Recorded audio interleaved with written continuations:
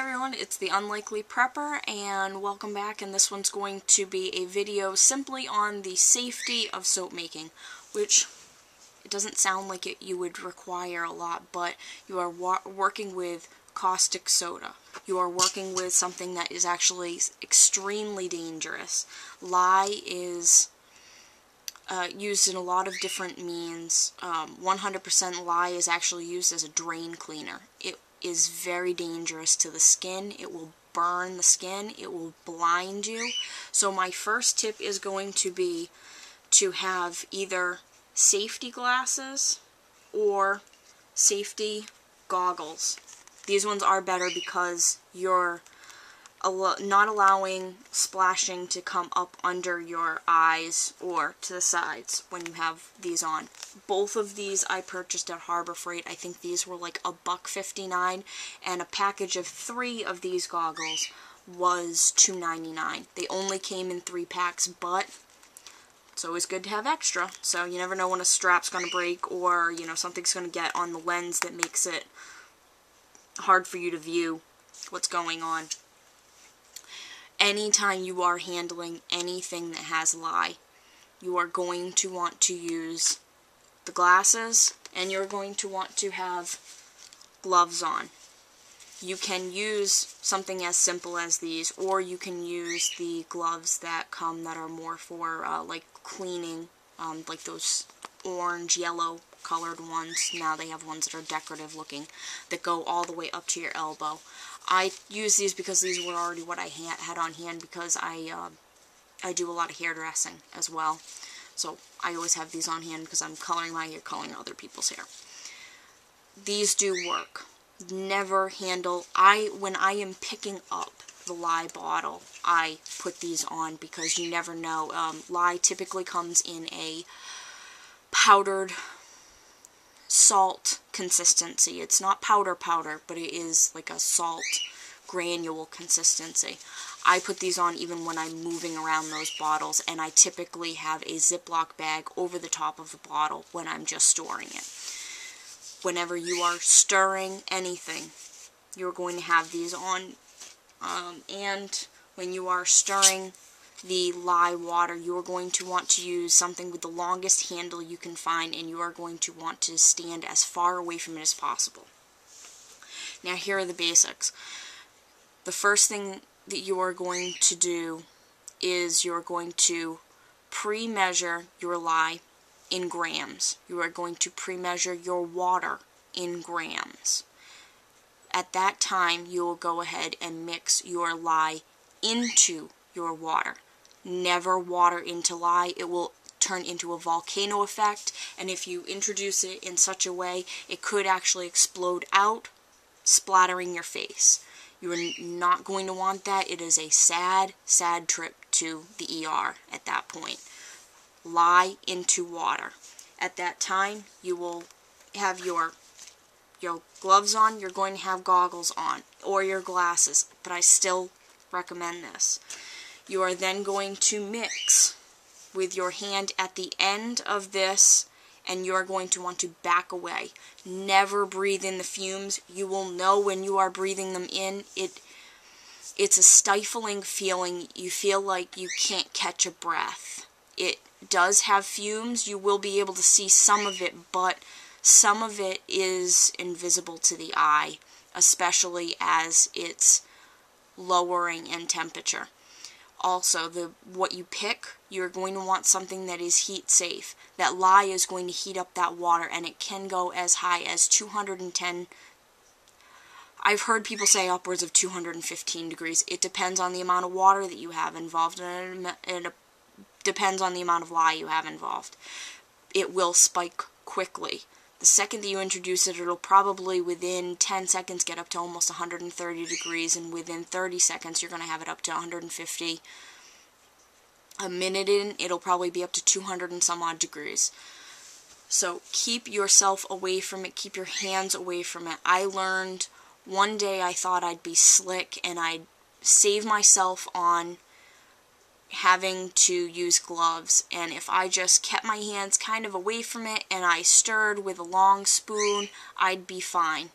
I actually found, as you can see, I kind of have long fingernails.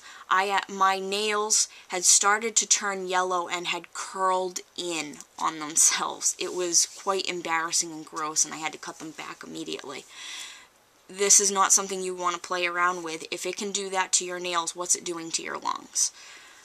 You will instantaneously feel that. I usually have a box fan going in my kitchen when I'm doing it in the winter. If it is good enough out, I do it outside. I go out on the porch, I put everything out on the table, I bring my little measuring scale. It's battery operated, so I don't have to plug it in. Plop that down. I do everything right outside where I've got airflow.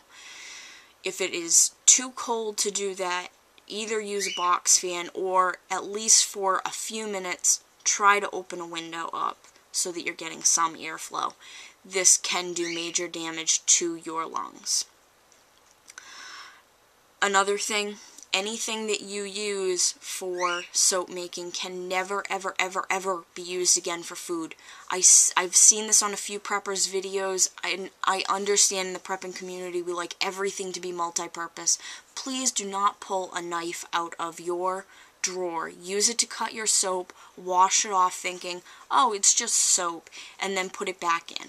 It's been introduced to lye. When you're cutting it, typically it's still lye heavy. It hasn't cured 4 weeks, because when we're cutting, we're usually doing it within 24 hours of it being created. Never. Your knives, your spatulas, your bowls, your spoons, your molds, your temperature gauges, cutting boards, everything. Anything that touches that soap, never ever to be used again for food.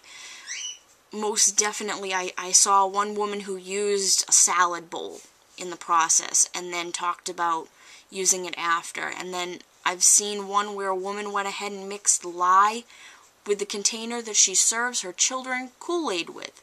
Please do not do it. Lye is deadly, and it does leave residue. You can wash it 10 times and it's still not clean completely of that lye. Also, if your children are used to you seeing that item as something that they are served with, and it does still have residue, and it hasn't been washed 10 times, they could mistakenly use it, and it still has residue inside of it, and now you're bringing your kids to the ER, because they used something that had lye on it. Make sure that everything is labeled. It has a sticker on it. It says lye only. Your bowls should try to put like a little skull symbol or lye only, no food. Write it on everything. Put it with tape on it and then put a second piece of tape over it so that it doesn't wipe away. It has to be labeled. Make sure that your family understands, when you start making soap, bring your kids in and show them, this bowl, this, and this are all items that I use for soap. Please do not ever use them for anything else. And I know it seems like you're going to be putting a ton of money into it, but like I put on another video, everything that I got, I either got cheap at Walmart. It was, like those reusable Glad / Ziploc / whatever other brand reusable containers, or I got them from consignment stores, Savers, used items. You can go to Goodwill, you can go to your Salvation Army. It doesn't have to be fancy, so long as nothing can leak out of it, it's fine. These are items that you'll go ahead and label. I got the knife that I use for cutting soap and doing anything else, scraping, anything that I need with that. I got that knife at Walmart for less than $5. It's not fancy, but it cuts, it does the job. You don't have to invest a ton of money into it. You just have to make sure that the items that you're using never serve food in your house again. I don't even do it with glass. I have a glass bowl, a giant one that's about the size of a salad bowl, and I use it for lotion making. My mother knows there's no other glass bowls in the house that look like it. It never touches anything that's food related. Try to keep your soap making things in a separate area. Put them into a bag and put it somewhere where you're not going to be tempted to use it, so that it doesn't become a problem or a temptation at any point. Another thing, you're not going to, some people like to test their soap with what's called the zap test. The zap test is essentially you take the done bar of soap, and if you touch your tongue to it and it zaps, it means there's still lye. Tell me that just doesn't sound stupid. Now you've got lye in your mouth. You've touched your mouth that has bacteria in it onto clean soap to test and find out about your pH level, which isn't definitive anyhow, because even if you don't feel a zap, there could be traces of lye in there. Please just buy pH strips. You can get them at Walmart in the aquarium section. You can get them online significantly cheaper. You can get a package of 100 test strips for, I think it's under $5. But if you need them right then and there, you can get them from the aquarium section of a Walmart or, you know, a pet store if you need them right then and there. But I typically get mine offline because they're significantly cheaper. And all you do is go ahead and you suds up a little of that soap, and then you go ahead and put the test strip down into it. Let it get a little bit of the suds and that foam onto it, and then wipe it off, and it will go ahead and give you what the pH level is. I'll explain pH levels of soap after. It's pretty basic. You just want to keep it between two numbers. Anything between those two numbers is completely safe. Anything on either side. One means that it's lye heavy, and one was that you probably didn't use enough lye and it didn't saponify correctly. Very rare, and with the recipe that I give you, you should be fine. But please do not do the tongue test. It drives me nuts. Saw it a couple times on YouTube, and I can't stand it. When you're first making soap, do not try to water discount, which is using less water than the full amount necessary. You can discount water. It will make it process quicker. However, when you are first starting, I'm going to say that until you've made 20 batches at full water, do not try to discount. You could have it seize on you, it could do weird things, you're going to try to process it, you're going to try to let it cure less time than necessary, and it's just going to be a mess.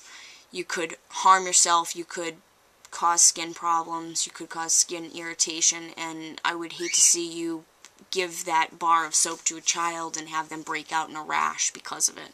Or give it to somebody who has a skin condition, eczema, psoriasis, rosacea, any of those, and have that lye do something to them because it didn't process as long as necessary. Also, the reason why you want to cure is because you want the hardest bar that you can get. The softer the bar is, the more it'll dissipate on you, and you don't want a cruddy mess in the shower. We're preppers, and we're trying to prep for situations. You want that soap to go as far as it possibly can. So making sure that it's a nice hard bar will ensure that you get more use out of it than you would have gotten if you had not cured it the full amount of time. So that's essentially what it comes down to as far as basics of soap making.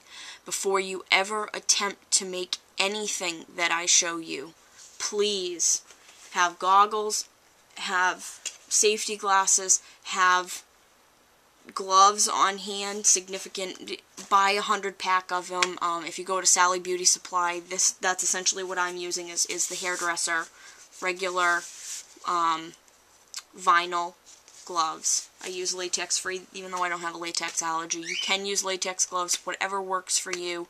Just make sure that it is thick enough. Please do not use those light plastic gloves that they use in food preparation.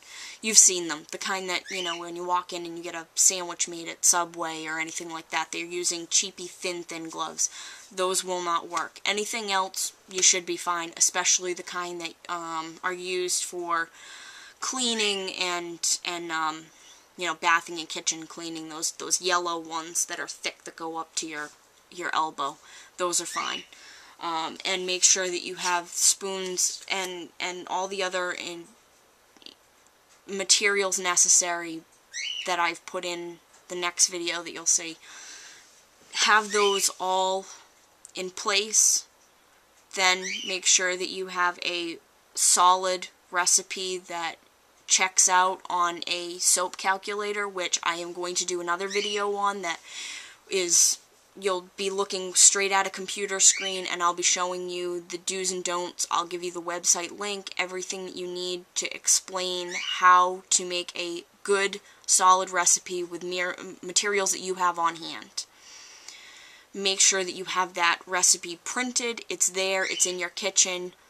You understand what you're doing with that recipe, and that you have all of the ingredients for the soap that you're about to make, what oils and tallows and things that you're going to work with. Alright, so as usual, I hope I didn't bore you to death on this one. It's just that safety is the #1 key to this, because yes, soap is important. It's going to be what keeps our hygiene up and keeps us from becoming super diseased and sick. However, you could very easily blind yourself in the process of trying to make soap if you don't know what you're doing.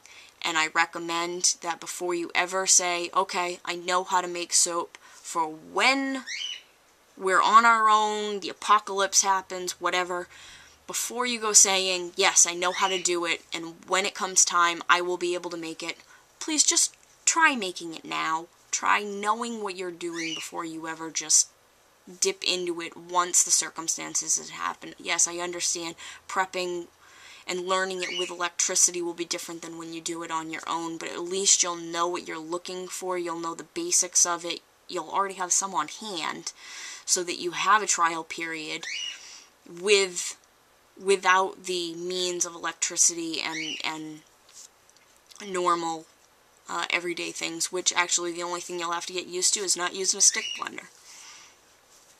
So making will get a lot slower at that point, but it is a lot easier to know what you're doing already than to walk in blind when you're already kind of down on your luck. You're already in a handicapped situation because you're going without a lot already. So I hope this has helped you out in the safety standpoint, and you invest in getting these things. Honestly, you'll probably spend about $100 or so. Less than, but at a maximum $100 getting everything together. From the safety standpoint, the materials needed, but also the ingredients, your butters, your oils, your fats, those things on hand. Now, you could do it for less than $50. Don't get me wrong. You can use Crisco. You can use vegetable shortening. It's not going to make for a fantastic recipe, but it'll do it.